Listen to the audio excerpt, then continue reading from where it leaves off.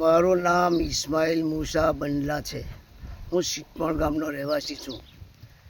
મારો mobile number છે 99 042 31 274. મારું એક નિવેદન છે કે મારું સિટમણ ગામ તથા આજુબાજુના તમામ ગામોને હિંગલા ચોકડીના બોરી એસએસ ગામ પરથી વીજ પુરવઠો મળે છે. આ વીજ પુરવઠો આજુબાજુના તમામ ગામોને જેજીવાય અને એજીના કનેક્શનોથી મળે છે. એજીના કનેક્શન એજીના નામથી, માર્કેટ એજીના નામથી અને જેજીવાય સિટમણના નામથી વીજ પુરવઠો તમામને મળે છે. અમારું સબ સ્ટેશન હળદર છે. હળદરથી અમારા લાઇટનું બધું કારોબાર ચાલે છે.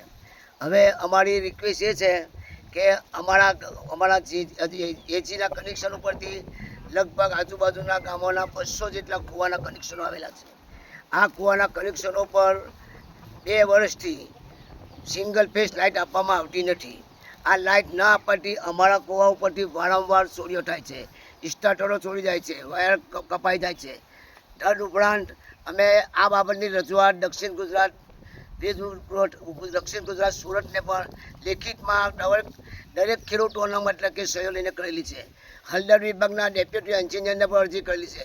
પરંતુ આ આંધળું બેરું લૂલું લંગડું વીજ કનેક્શન આ જીબીના કોઈ ઓફિસરને કંઈ પડી નથી અને કંઈ કરવા માંગતા નથી. તદ ઉપરાંત અત્યારના સંજોગોમાંથી કહાન તરફના ભાગમાંથી એજીના 55 જેટલા પુલનું વાયર 5 દિવસથી કપાઈ ગયેલા છે.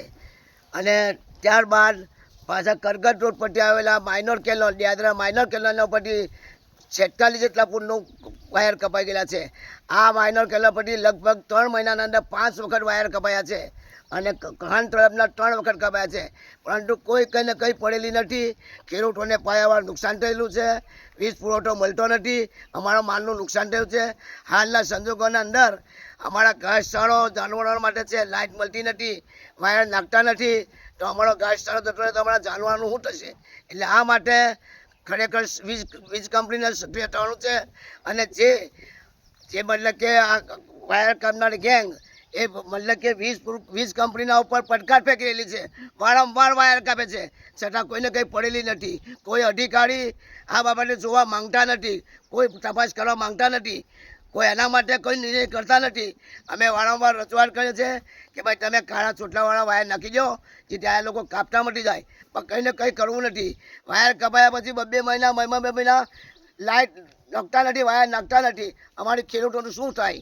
એટલે આ માટે અમારી રિક્વેસ્ટ છે કે જેટલું બને તેટલું શક્ય હોય એટલું વહેલી તકે વાયર બિછાવે અને અમારા જે ઘાસચારો ખેડૂતોને અત્યારે પાણીની જરૂર છે તાકીને મળે એ બાબતે યોગ્ય કરવા મારી અરજ છે.